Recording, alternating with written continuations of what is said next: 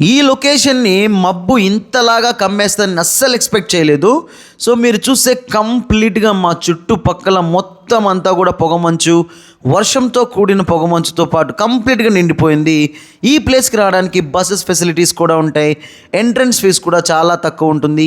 ఈ ప్లేస్ తెలిసి మీరు కంపల్సరీగా కామెంట్స్లో కామెంట్ చేయండి. ఇది most famous and beautiful flower garden in Vagamon. ఇక్కడికి చాలామంది టూరిస్టులు వస్తారు. అంతేకాకుండా ఇక్కడ గ్లాస్ బ్రిడ్జ్ ఉంటుంది, మోస్ట్ ఫేమస్.